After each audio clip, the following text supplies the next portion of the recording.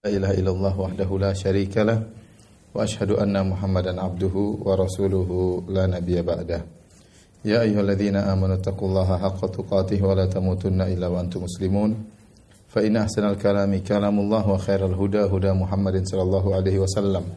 Wa syarrul umuri muhdatsatuha wa kullu muhdatsatin bid'ah wa kullu bid'atin dhalalah wa kullu dhalalatin finnar. Hadirin dan hadirat yang dirahmati oleh Allah Subhanahu wa taala, alhamdulillah puji dan syukur senantiasa kita panjatkan kepada Allah atas segala karunia, kenikmatan yang tiada henti-hentinya Allah berikan kepada kita. Salawat dan salam semoga tercurahkan selalu kepada junjungan kita Nabi Muhammad sallallahu alaihi wasallam, juga kepada keluarganya serta seluruh sahabat beliau tanpa terkecuali. Pada kesempatan kali ini insyaallah kita lanjutkan pembahasan kita dari Syarah Kitabul Jami', masih pada bab yang ketiga, bab tentang zuhud wal wara'. Kita masuk kepada hadis yang keempat, larangan menyerupai kaum kafir. Dari Ibnu Umar radhiyallahu anhuma, beliau berkata, qala Rasulullah sallallahu alaihi wasallam, Rasulullah sallallahu bersabda, man tashabbaha biqaumin fahuwa minhum. Barang siapa yang meniru-niru suatu kaum, maka dia adalah bagian dari kaum tersebut. Akhrajahu Abu Dawud wa Sahih Ibnu Hibban, diriwayatkan oleh Imam Abu Dawud dan disahihkan oleh Ibnu Hibban.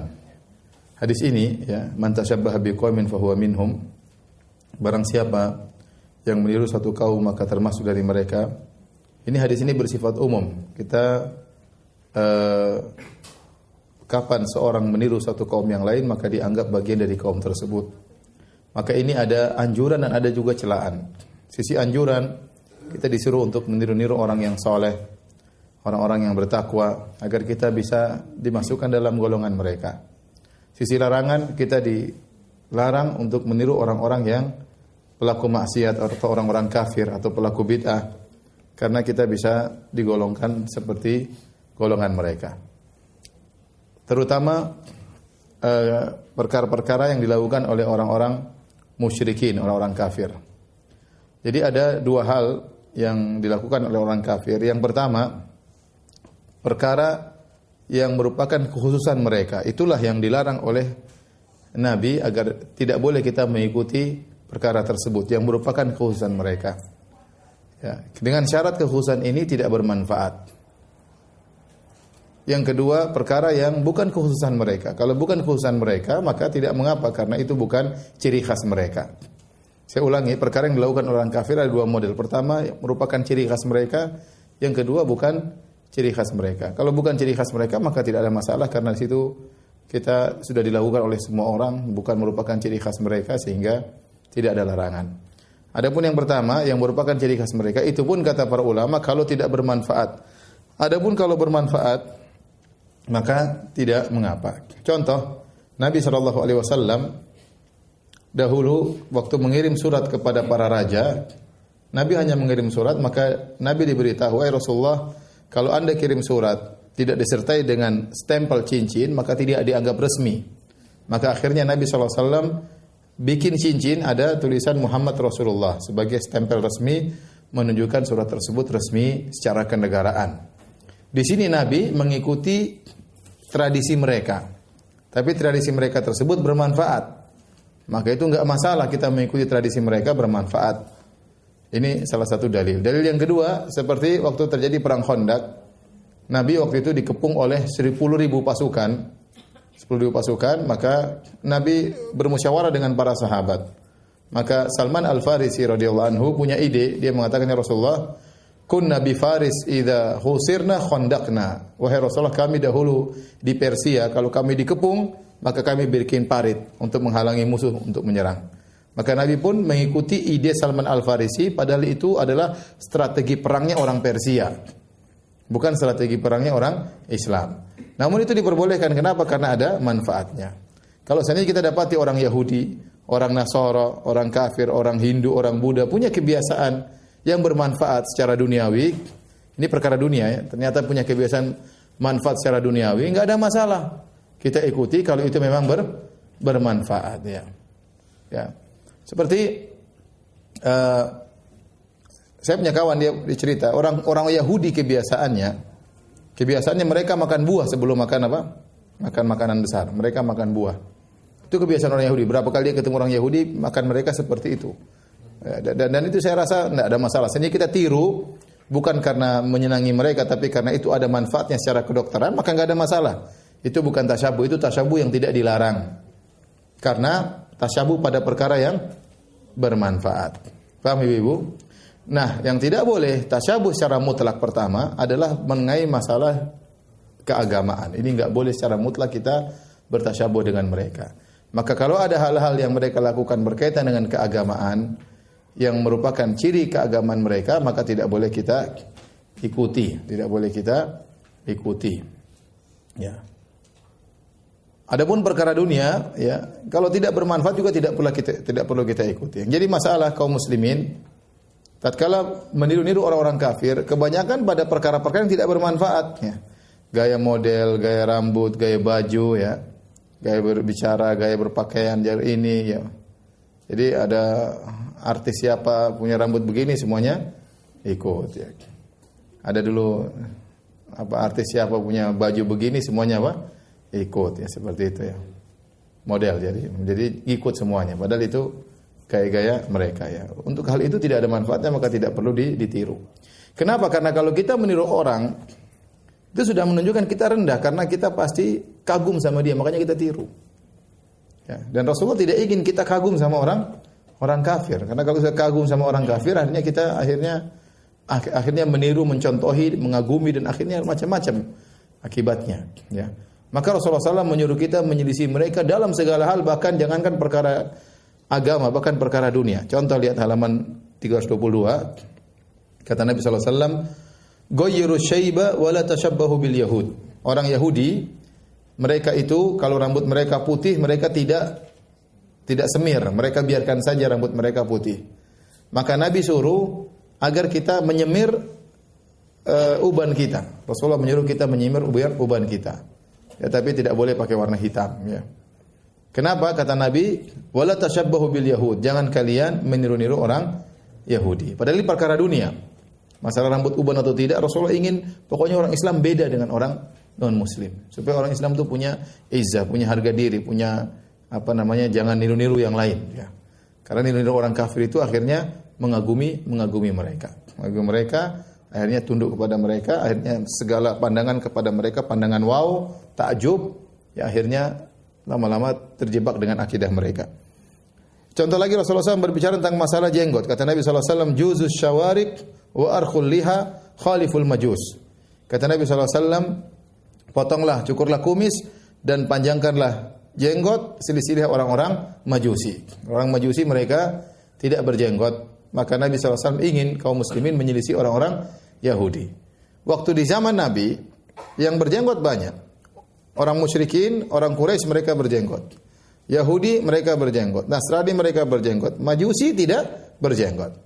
Meskipun orang musyrik banyak, tapi Nabi memfokuskan pandangan kepada orang Majusi. Jangan ikuti mereka. Maka peliharalah jenggot-jenggot kalian. Ya. Ini dalam rangka untuk menyelisihi orang-orang kafir. Ya. Namun sebagaimana yang pernah Rasulullah SAW jelaskan, lihat halaman 325, ya. Semangat kaum muslimin untuk meniru orang kafir luar biasa, ya. Kata Nabi SAW, la tattabi'unna sanana man kana qablakum. Sungguh kalian akan meniru-niru cara-cara orang-orang sebelum kalian. Shibran bi shibrin, sejengkal sejengkal. Dhira'an bi dhira'in, sehasta seperti sehasta. Hatta law dakhalu juhra dhabbin la dakhaltumuh. Kalau mereka masuk dalam lubang dhab, kalian akan masuk juga. Qalu man ya Rasulullah? Siapa mereka ya Rasulullah? Al-Yahud wan Nasara, Yahudi Nasrani. Qala faman illahum. Siapa lagi kalau bukan mereka? Jadi Nabi menggambarkan betapa semangatnya kaum muslimin meniru-niru orang-orang ahlul kitab, ya. Luar biasa, sampai Nabi menggambarkan kalau ada yang masuk dalam lubang dhab, pasti ada yang ikut. Padahal lubang dhab itu kecil, sempit dan berkelok-kelok. Sebagian ulama mengatakan lubang dhab itu tidak sama dengan lubang ular. Lubang ular itu ada lubang masuk, lubang keluar. Namun dia tidak betul berkelok-kelok. Tetapi kalau lubang dhab, dia sempit dan dia berkelok-kelok. Begini kemudian turun lagi. Lubang yang sangat sulit untuk ditempuh. Namun kata Nabi, seandainya ada orang Yahudi Nasrani mau lewat lubang tersebut, ada orang Islam yang ikut. Itu benar. Kita lihat sekarang, ya, banyak hal ditiru-tiru oleh kaum muslimin. Bahkan dalam peribadatan, ya. Orang-orang Nasrani beribadah pakai alat musik, orang Islam juga beribadah pakai alat musik. Orang Nasrani beribadah nyanyi-nyanyi, orang Muslim juga beribadah nyanyi-nyanyi. Seperti itu. Banyak ditiru oleh mereka. Ini yang kita sedihkan ya. Jangan kita beribadah dengan gaya-gaya mereka.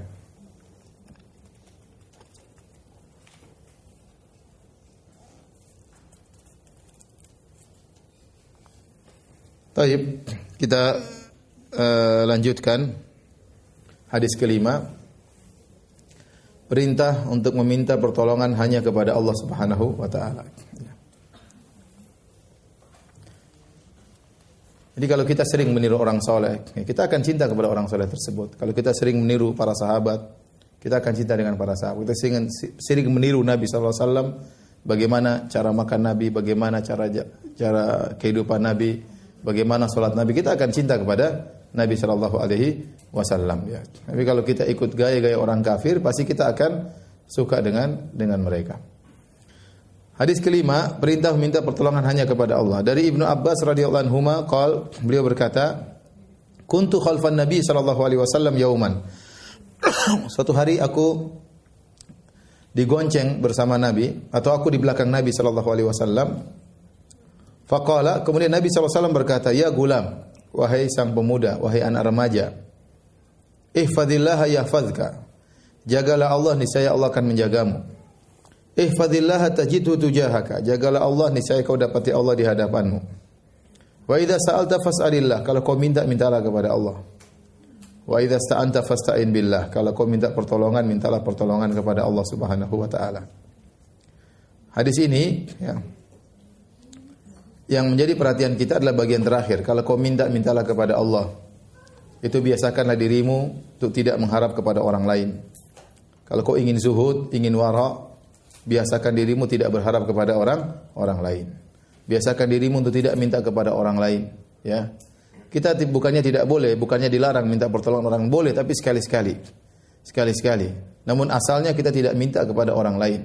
Kata Nabi SAW, "Wa man yastaghni yughnihillah." Barang siapa yang berusaha mencukupkan dirinya dengan Allah, maka Allah akan cukupkan dirinya. Tidak baik orang yang suka mengharap sama orang lain. Mengharap sama makhluk itu hanya mendatangkan kekecewaan. Semakin harapan kita gantungkan kepada Allah, kita semakin bahagia.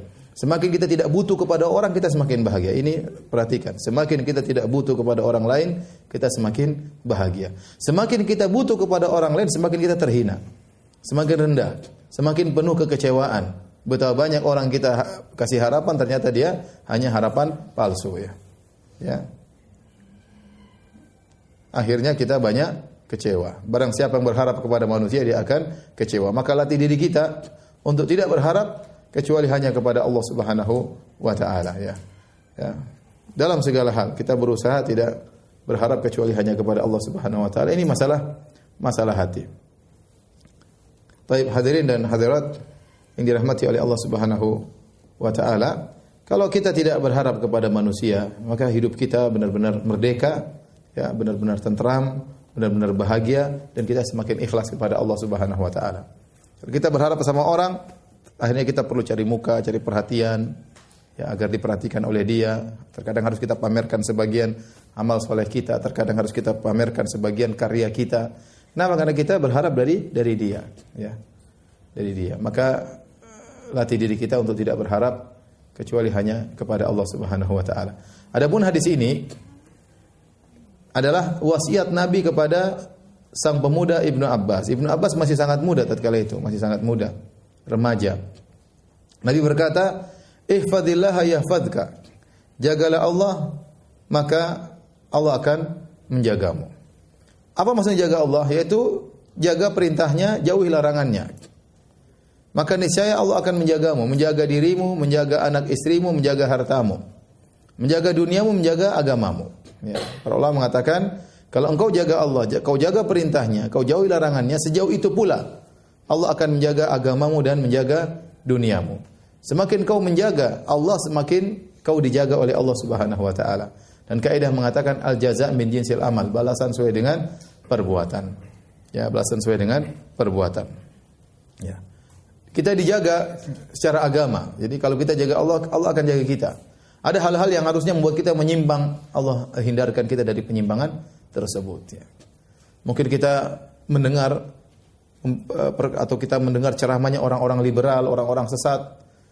Otak kita nggak sampai. Ini orang-orang apa ngomong apa ini? Allah jaga kita. Tapi ada orang Allah tidak jaga, malah tertarik. Bagus juga itu ngomongnya. Nah, ini terbawa. Bawa, hebat ini ceramahnya. Aneh-aneh tapi bagus. Akhirnya terbawa. Ini contoh sederhana bahwasanya Allah jaga seseorang. Ya. Saya ketemu orang, Ustadz, ngobrol kemarin. Ustadz Firanda dulu main musik. Iya, saya dulu main musik parah. Saya dari dulu nggak suka musik itu Ustadz. Masya Allah, ente dijaga Allah berarti dari dulu. Jadi kecil saya nggak suka musik. Ada udah belajar nggak bisa. Makanya suara selalunya fals terus suaranya. Ya. Jadi memang dia dijaga oleh Allah. Mungkin doa bapaknya, doa kakeknya dia dijaga oleh Allah Subhanahu Wa Taala. Dari hal-hal yang membuat dia menyimpang. Ya. Tapi ada orang yang tidak dijaga oleh Allah Subhanahu Wa Taala sisi agamanya. Contoh dia mungkin begitu dia dihadapkan dengan fitnah wanita, digoda oleh wanita, dia bisa terjaga. Harusnya dia tidak mampu, tapi Allah menjaga dia. Ya, sehingga harusnya dia tergoda oleh wanita yang haram, akhirnya dia dijaga oleh Allah Subhanahu wa taala. Ada orang yang tidak dijaga, oleh karenanya tatkala Allah menjaga Nabi Yusuf alaihissalam digoda oleh Zulaikha yang sangat cantik jelita, di kamar tidak ada yang lihat. Kemudian dia sudah menghias dirinya, dia rayu Nabi Yusuf dengan luar biasa. Maka dia pun diselamatkan oleh Allah. Kata Allah, "Innahu min ibadinal mukhlasin." Kenapa Nabi Yusuf selama ini ikhlas? Maka Allah selamatkan Nabi Yusuf alaihissalam. Allah sebutkan kami selamatkan dia karena dia adalah hamba yang ikhlas. Maka seorang jika selalu bertakwa kepada Allah, ya selalu berharap kepada Allah, kemudian dia menjauhi larangan meskipun tidak ada yang lihat, dia menjauhi larangan, ini menunjukkan dia ikhlas ya. Kalau menjauhi larangan tatkala di depan banyak orang semua mampu. Yang berat itu tatkala kita menjauhi larangan, tatkala tidak ada yang melihat kita. Maka Allah akan menjaga kita tatkala kita benar-benar digoda oleh hal-hal yang bisa membuat kita menyimpang. Demikian juga dunia juga Allah jaga ya. Seorang ya kalau dia bertakwa kepada Allah Subhanahu wa taala, insyaallah dunia juga jaga. Mungkin usahanya tadinya mau hancur enggak jadi hancur misalnya, atau mungkin harusnya dia meninggal enggak jadi meninggal, harusnya dia ketabrak enggak jadi ketabrak misalnya ya. Semuanya dijaga oleh Allah Subhanahu wa taala. Dan itu banyak kejadian-kejadian. Tidak perlu kita ceritakan, tapi itu banyak kejadian-kejadian yang kalau kita secara nalar harusnya sudah meninggal ternyata tidak jadi meninggal. Kenapa? Ada yang menolong. Ada yang menolong, yaitu Allah Subhanahu wa taala. Taib.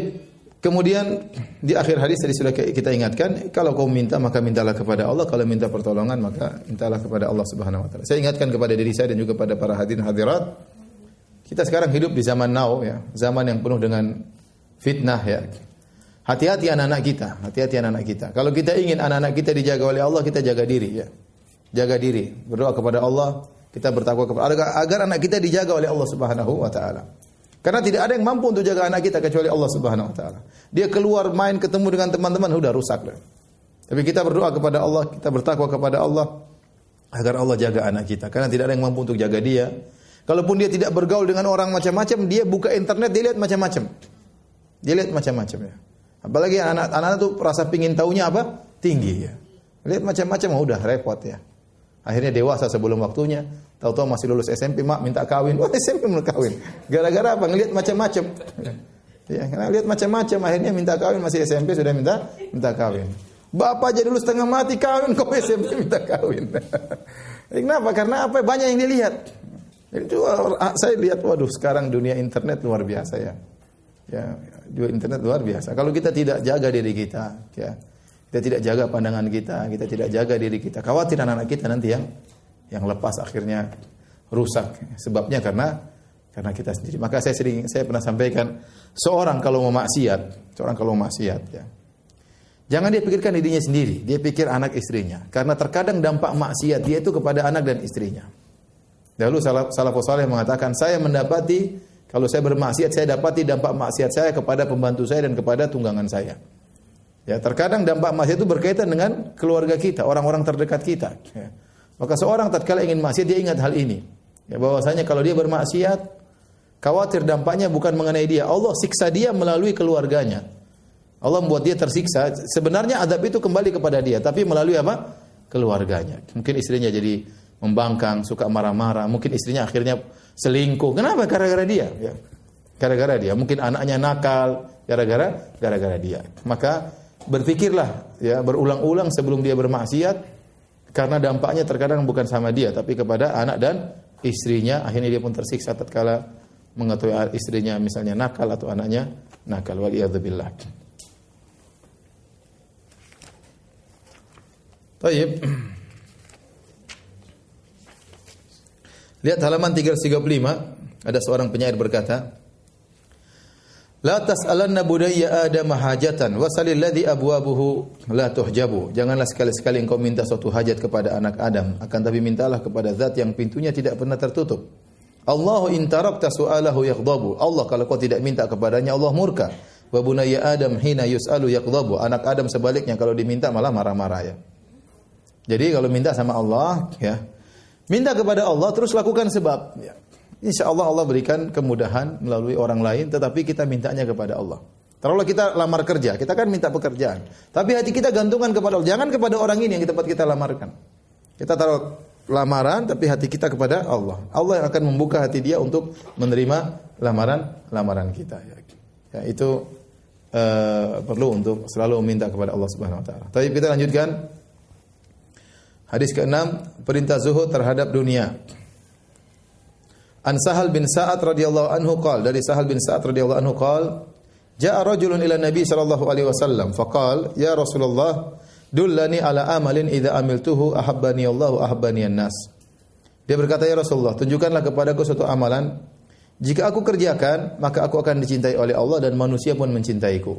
Dia ingin dicintai oleh Allah, dia ingin dicintai oleh manusia. Maka Nabi mengatakan, izhad fid dunya yuhibbakallah.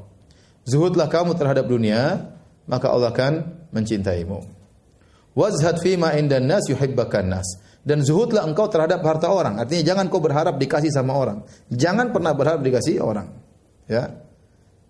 Maka orang akan mencintaimu. Kenapa? Manusia itu betapapun baiknya dia, tatkala kita bergaul sama dia dan dia merasa kita ingin ngambil sesuatu dari dia, dia mulai menjauh dari kita. Dia menjauh dari kita. Kenapa? Orang ini ada maunya. Kapan seorang merasa orang ini bergaul dengan kita karena ada maunya, rendahlah kita di hadapan dia. Dia sudah tidak lagi cinta sama kita. Ya. Siapapun kita ya.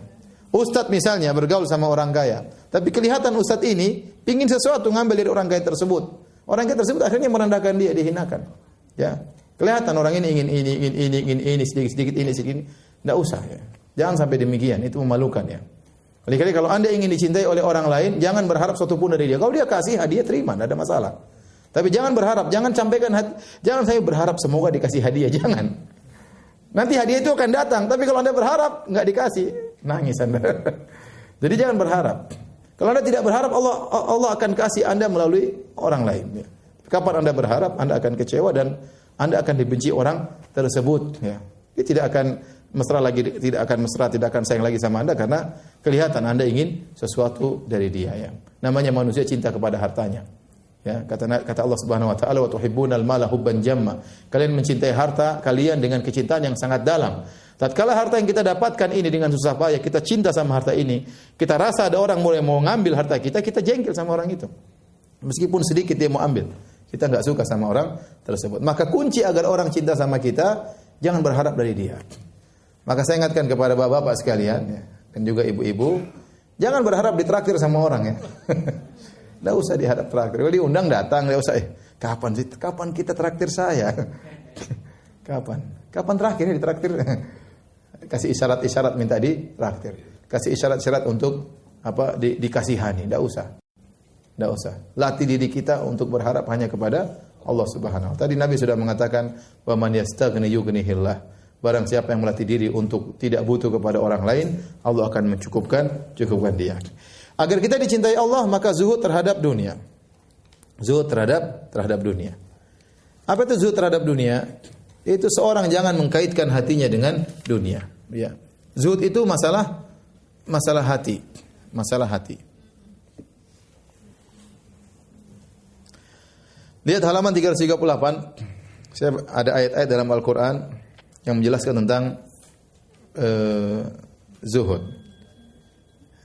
Allah berfirman ya, Bal tu'thirunal hayatad dunya wal akhiratu khairu wa abqa. Akan tapi kalian mendahulukan kehidupan dunia, padahal akhirat lebih baik dan lebih kekal. Allah juga berfirman, turiduna aradad dunya wallahu yuridul akhirah. Kalian menghendaki perbendaharaan dunia, padahal Allah menghendaki akhirat bagi kalian. Allah juga berfirman, qul mata'ud dunya qalil wal akhiratu khairul liman ittaqa. Katakanlah, perhiasan dunia itu sangat sedikit nilainya dan akhirat itu lebih baik bagi orang yang bertakwa. Nabi berkata, raka'atul fajri khairu minad dunya wa ma fiha. 2 rakaat salat subuh sebelum subuh lebih baik daripada dunia dan seisinya. Lihat hadis berikutnya halaman 339. Kata Nabi sallallahu alaihi wasallam, "Law kanatid dunya ta'dilu 'inda Allahi janaha ba'udah, ma saqa kafiran minha syarbata ma'in." Kalau seandainya dunia itu nilainya seperti sayap seekor nyamuk, maka Allah tidak akan berikan seteguk air pun kepada orang kafir. Artinya apa? Maksudnya, kalau dunia ini nilainya berharga, Allah tidak akan kasih orang kafir. Allah hanya kasih kepada orang beriman.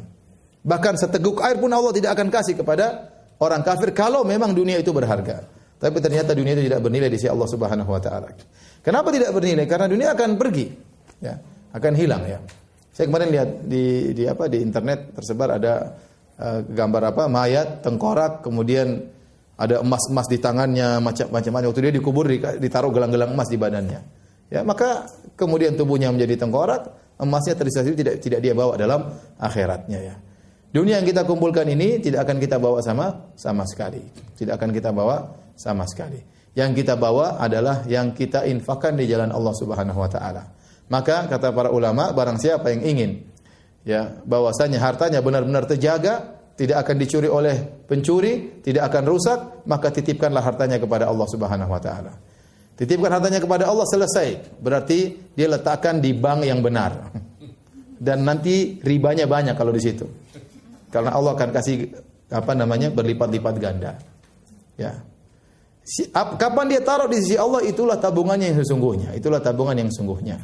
Saya tidak menyuruh kita meletakkan seluruh harta kita di jalan Allah, tidak. Artinya silakan kita nikmati dunia, enggak dilarang oleh Allah Subhanahu wa taala. Kita punya rumah mewah enggak ada masalah, tapi jangan lupa harus punya istana di akhirat, ya. Jadi masalah tatkala kita mendahulukan dunia daripada akhirat, itu jadi masalah. Itulah sifat-sifat orang kafir, bal tu'thirunal hayatad dunya. Kalian mendahulukan kehidupan dunia daripada akhirat. Itu jadi permasalahan. Sementara akhirat lebih baik, sementara akhirat adalah yang lebih kekal. Ya. Dunia ini cuma sementara. Ya. Kita akan tinggalkan dunia ini. Kalaulah kita memiliki harta yang banyak, bisa jadi ya harta tersebut bisa jadi rusak suatu saat. Kita punya mobil mewah akan rusak atau akan kita jual, tidak akan kekal bersama kita. Kalaupun harta yang kita miliki ternyata banyak dan kekal, kitanya yang tidak akan kekal. Kita akan dipanggil dengan cepat oleh Allah Subhanahu wa taala. Ya. Jadi masalah dunia ini benar-benar kita harus tata hati kita, jangan sampai hati kita benar-benar terikat dengan dunia. Waktunya kita bersedekah, waktunya kita berinfak, waktunya kita haji, waktunya umrah, kita umrah. Kita tata hati kita, jangan sampai benar-benar hati kita terfokus pada dunia, rugi. Kita kejar sesuatu yang akan kita tinggalkan. Kita akan kejar. Tapi kalau seorang kemudian jadi kaya raya, tapi dia niatkan untuk berinfak di jalan Allah, nggak ada masalah. Terlalu banyak dalam Al-Quran, Allah menyuruh kita berinfak. Terlalu banyak ayatnya. Ya. Allah menyuruh berjihad dengan harta. Terlalu banyak ayatnya. Jadi harta tersebut, harta tidak dicela dari sisi hartanya. Saya ingatkan, harta tidak dicela dari sisi hartanya. Tapi bagaimana sikap seorang terhadap harta? Jika seorang dia menjadi budak harta, maka itu tercela. Sebagaimana sabda Nabi SAW, ta'isa abdud dinar, ta'isa abdud dirham. Celaka budak dinar, celaka budak harta, celaka budak dirham, budak emas, budak dolar, celaka. Kenapa? Dia dijadikan diperbudak oleh dunia. Ya. Ada orang seperti ini. Sehingga dia benar-benar waktunya habis buat dunia tidak ingat kepada akhirat, tidak sempat untuk beribadah, ya. Semuanya tidak sempat, ya. Ngejar apa? Ngejar dunia, ya. Ngejar dunia, ya. Kemudian apa? Kalau seandainya hartanya menyuruh dia ribut sama orang tuanya, dia ribut, enggak ada masalah. Putus silaturahmi enggak ada masalah, yang penting dunia saya dapatkan. Ini benar-benar dia budak dunia. Kalau kemudian dunianya, dolarnya, emasnya mengatakan sudah solat tunda saja, dia akan tunda solat. Demi apa? Demi dunia. Ini berarti dia benar-benar budak dunia. Ya. Karena dunia yang mengatur kehidupan dia. Dia menyangka dia pemilik dunia, ternyata dia adalah budak sang dunia. Ya. Entah budak dinar, budak dirham, budak jabatan, budak macam-macam ya. Oleh karenanya seorang ya bagaimana dia mempersiapkan hatinya berhadapan dengan dunia. Jadi saya ulangi, dunia tidak dicela pada zatnya, tetapi bagaimana sikap seorang terhadap dunia. Kalau ternyata hatinya diperbudak oleh dunia, maka dia tercela. Tapi kalau ternyata dia memiliki harta, namun ternyata dia tidak mensikapi harta seperti itu, bahkan dia sering bersedekah, sering berinfak, sering membantu, maka ini yang dicari dalam syariat, dicari oleh Allah Subhanahu wa taala hamba-hamba seperti ini yang sering berinfak di jalan Allah Subhanahu wa taala. Banyak orang-orang salihin yang mereka kaya raya. Contohnya Nabi Sulaiman alaihissalam, contohnya Abdurrahman bin Auf radhiyallahu taala anhu, contohnya Abu Bakar As-Siddiq, contohnya Umar bin Khattab radhiyallahu anhu. Mereka orang kaya tapi mereka zuhud terhadap dunia, Oleh karenanya kalau ada perkara-perkara dunia yang buat kita benar-benar cinta pada dunia, itu tinggalkan. Saya contohkan. Mungkin kita di antara kita yang punya uang banyak, beli mobil terlalu mewah. Akhirnya apa? Cinta sama mobil ya. Cintanya luar biasa, dielus-elus terus mobilnya. Istrinya jarang dielus, mobilnya dielus. Kalau kesenggol sedikit sakit hati, sakitnya di dalam. Ini berarti apa? Benar-benar dia cinta kepada dunia. Cinta kepada dunia. Jadi seorang melatih diri, dia boleh beli barang-barang yang mewah yang memang dia butuhkan, tapi jangan terlalu mewah. Contoh, dia beli tas harganya 1 miliar. Dia sayang betul tas tersebut. Lebih daripada suaminya dia sayang. Dipeluk terus tas tersebut. Suaminya jarang dipeluk. Kenapa? Karena dia jadi jatuh cinta kepada benda tersebut. Ya, apa kata Nabi SAW? Seorang yang dia punya baju mewah, dia sengaja tanggalkan, dia pakai baju biasa karena Allah, maka Allah akan berikan dia baju yang indah pada hari kiamat kelak. Dia mampu beli baju mewah, tapi dia tahu kalau dia pakai baju mewah ini akan berubah hatinya. Entah dia sombong, entah dia angkuh, entah dia pamer merasa tinggi, dia tidak jadi pakai baju tersebut padahal dia mampu. Dia pakai baju yang biasa saja. Supaya apa? Untuk menjaga hatinya. Maka kapan kita tahu hati kita berubah gara-gara sesuatu, maka tinggalkan sesuatu tersebut, ya. Karena hati kita sudah terlanjur cinta sama dunia, susah untuk diperbaiki lagi, ya. Jadi saya ulangi lagi, bukan harta yang dicela oleh Allah, tapi sikap manusia terhadap apa? Harta. Harta anugerah dari Allah Subhanahu wa taala. Emas, perak, ini semuanya ini anugerah dari Allah. Tinggal bagaimana kita mensikapi harta tersebut. Di antara doa Nabi yang tolong dihafalkan halaman 341, Nabi berdoa, wala taj'alid dunya akbaru hammina. Ya Allah, janganlah kau jadikan dunia sebagai puncak dari kehidupan kami, ya. Dunia, kita minta dunia daripada Allah. Kita fi dunya hasanah, ya Allah berikanlah kebaikan di dunia. Kita minta dunia kepada Allah. Tapi jangan sampai dunia itu menjadi puncak kita sehingga agama ini wasilah untuk mencari dunia atau agama dinomorduakan. Jangan. Wala taj'alid dunya akbaru hammina. Ya Allah, janganlah kau jadikan dunia sebagai puncak dari kehidupan kami.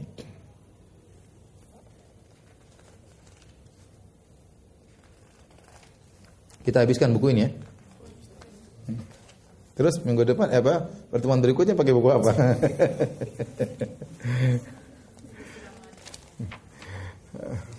Edisi Ramadan. Baik. Kita lanjutkan hadis ke-7. Masih berkaitan dengan masalah zuhud. Dari Sa'ad bin Abi Waqqas radhiyallahu anhu, dia berkata, aku mendengar Rasulullah SAW bersabda, Innallaha yuhibbul 'abda at-taqiyyal ghaniyal khafi. Sungguhnya Allah mencintai seorang hamba yang bertakwa, yang kaya dan tersembunyi. Ini ada 3 ciri yang menjadikan seorang dicintai oleh Allah. At-taqi, al-ghani, al-khafi. At-taqi bertakwa, al-ghani itu mencukupkan dirinya, tidak membutuhkan orang lain. Al-khafi adalah orang yang tersembunyi, tidak menampakkan dirinya. Ya. Kata Ibnu Qayyim rahimahullah, laisa sya'nu an tuhib walakin asy-sya'nu an tuhab. Perkaranya bukanlah kau mencintai, tapi bagaimana kau dicintai oleh Allah Subhanahu wa taala. Banyak orang mengaku cinta kepada Allah Subhanahu wa taala, tetapi cintanya bertepuk sebelah tangan. Yang penting bagaimana kita dicintai oleh Allah Subhanahu wa taala.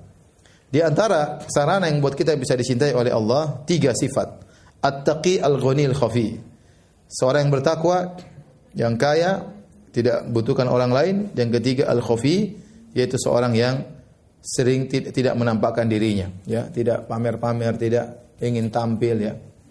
Adapun yang bertakwa yaitu orang yang senantiasa bertakwa kepada Allah, menjalankan perintah Allah, menjauhi larangan Allah, baik tatkala bersendirian maupun di hadapan banyak orang.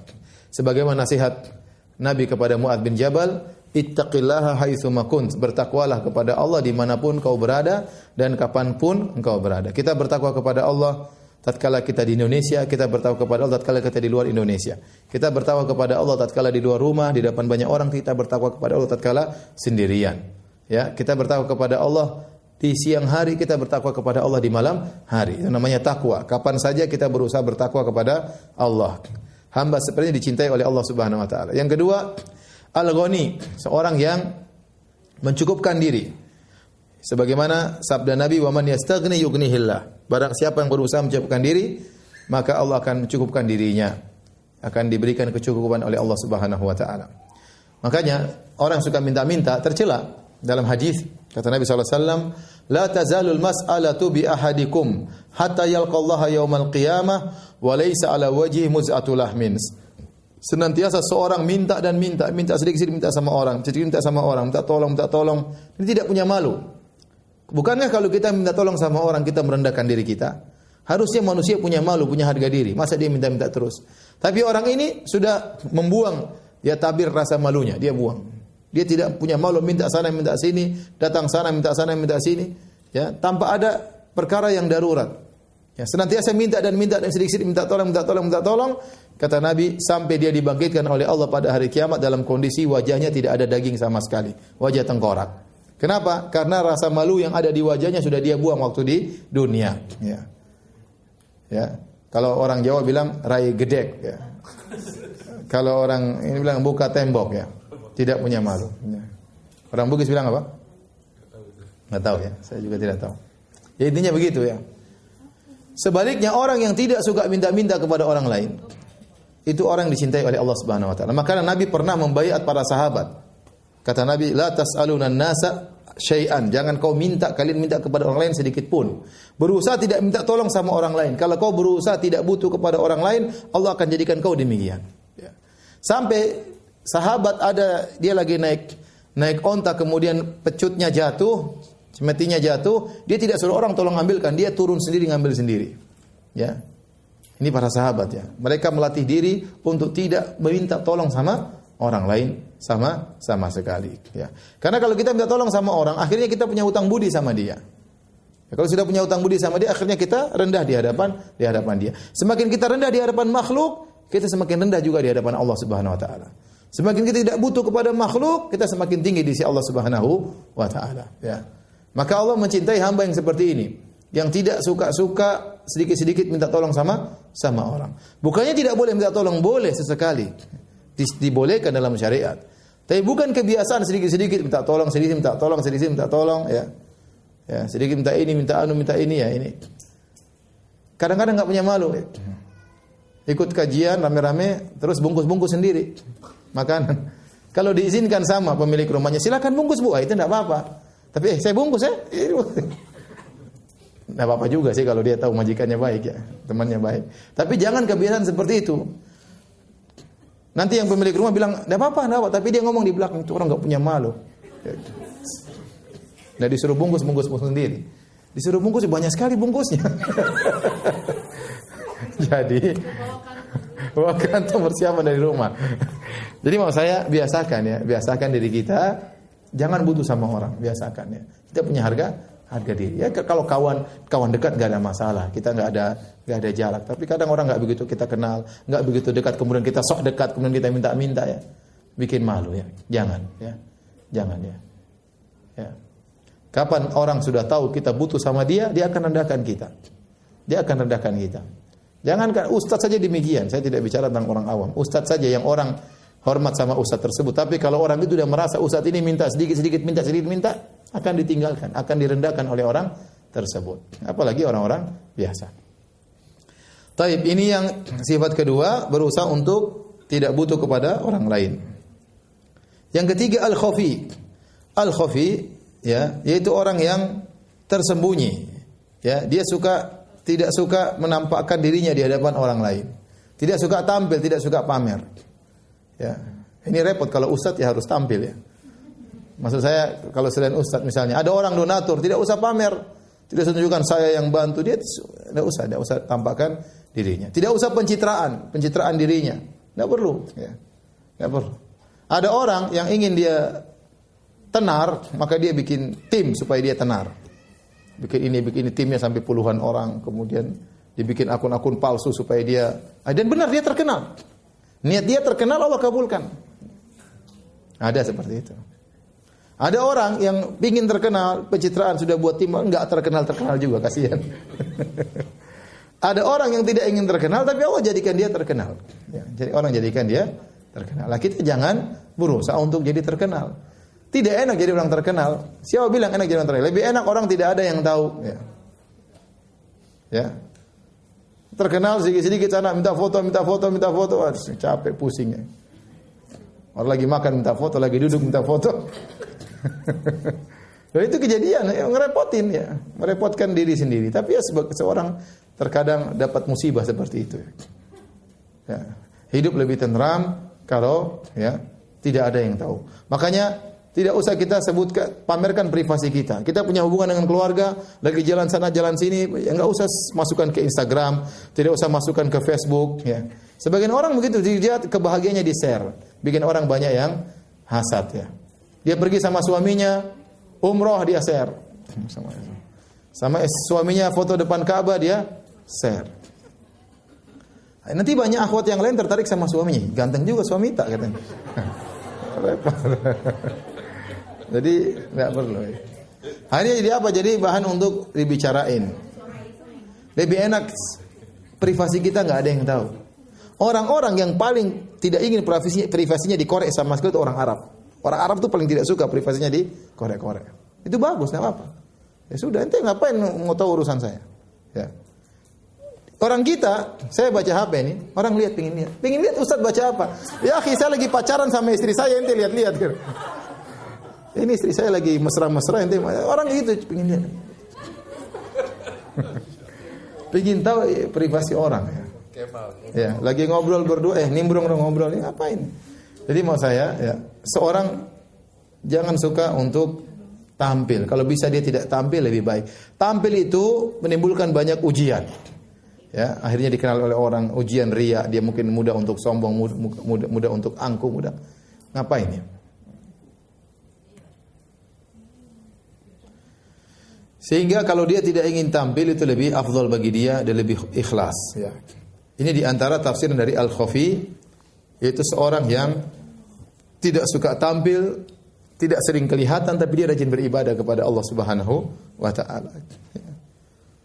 Atau yang makna kedua Al-Hafi itu orang yang sibuk dengan keluarganya. Allah mencintai orang yang seperti ini, yang sibuk ngurusi keluarganya.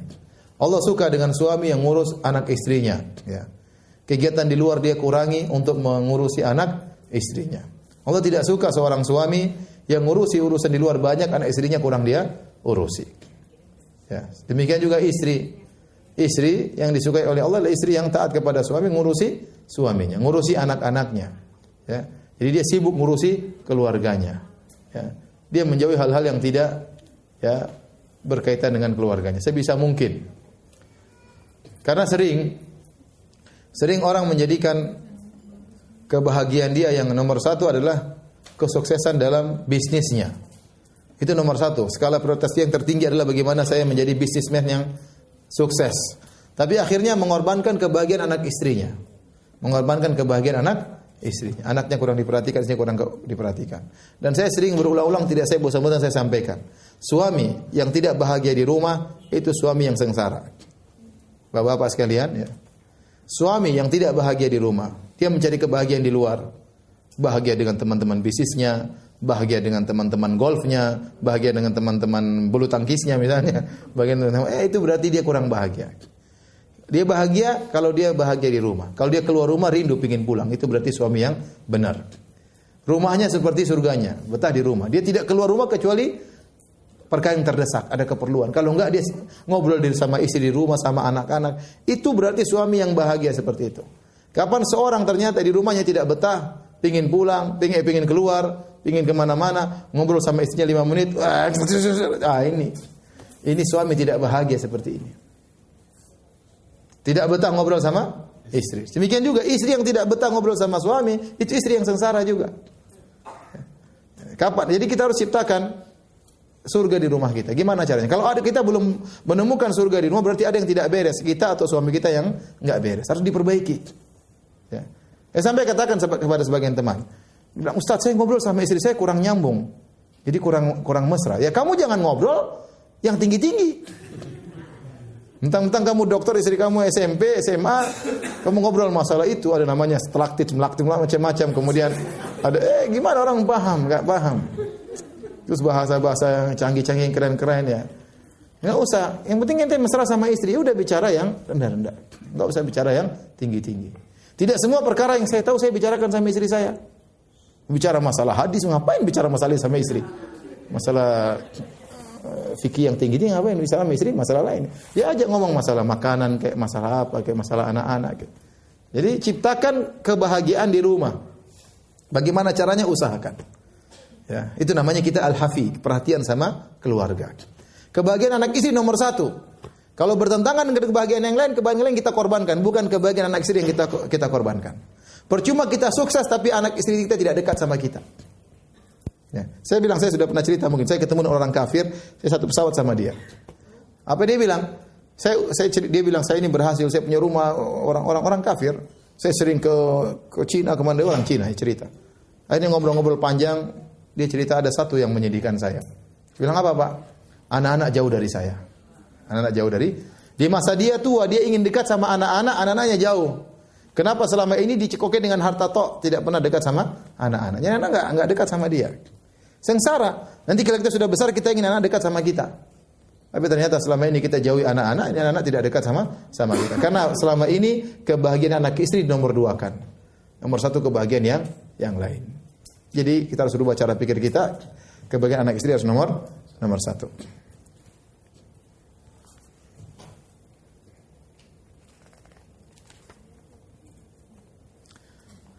Baik, hadis ke-8.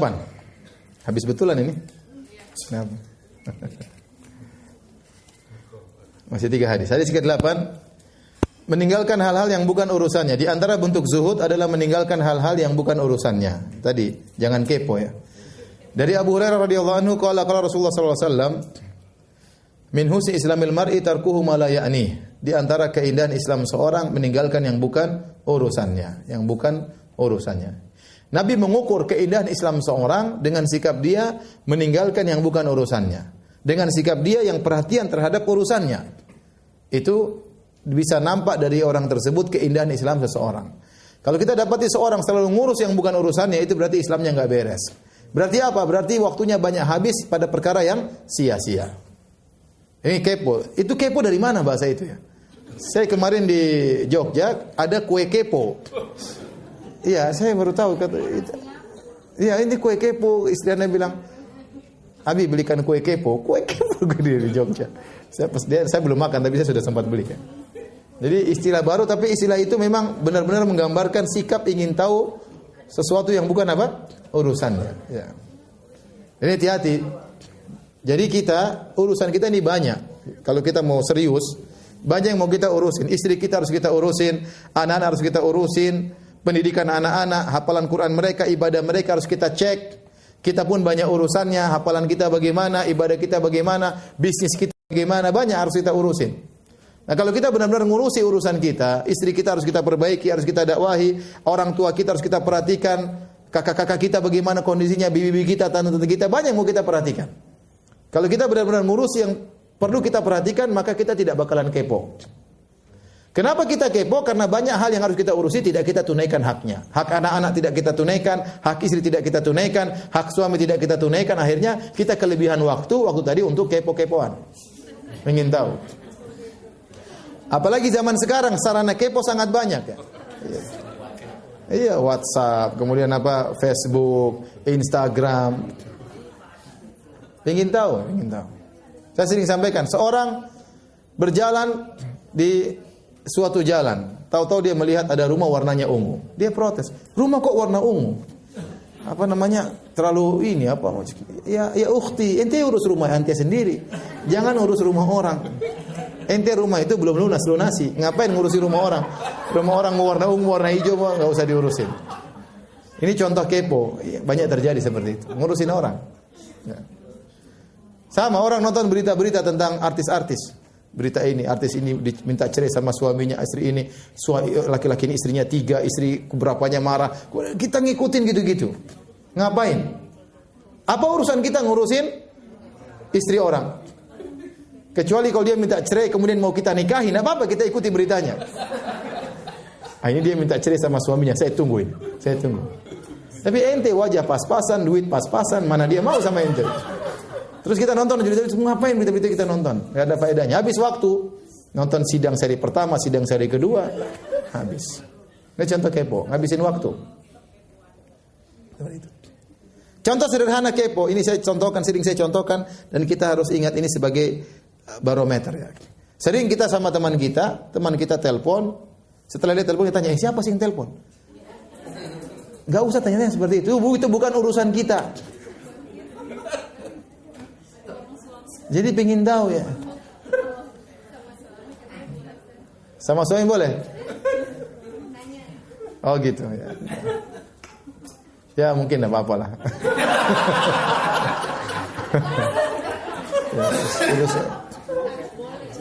Curiga ya. Tapi sama kita kadang-kadang seperti itu ya.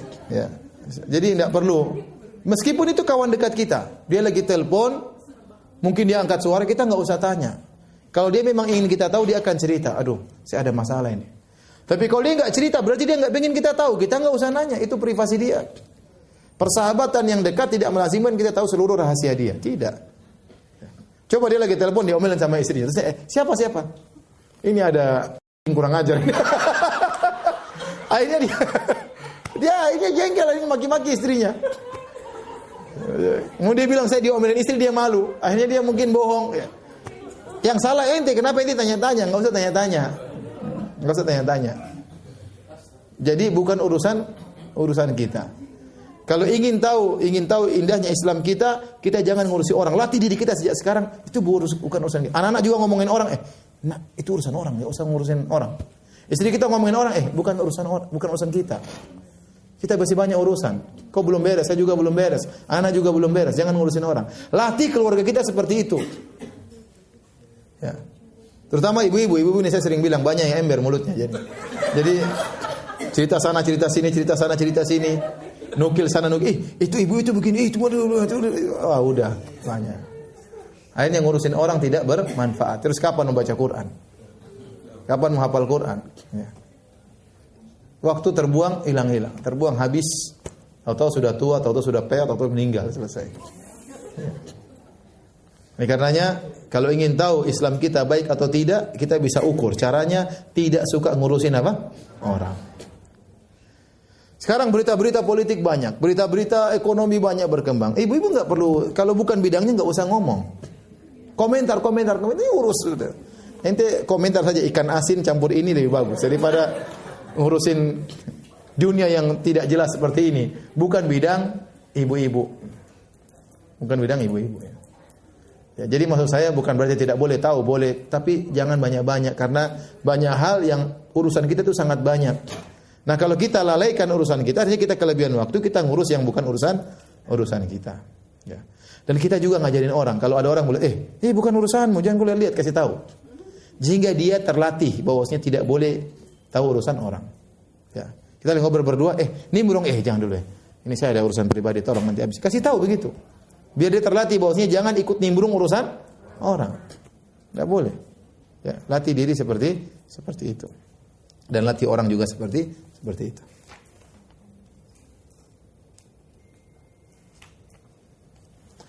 Taib, hadis yang 9. Tinggal 2 hadis ya. Hadis 9 kita lewat aja, susah nih kayaknya. Larangan berlebihan ketika makan. Gak usah disyarah ya, lewat aja. Baca sendiri di rumah ya. Baik, kita bahas. Sudah mau habis waktu ya?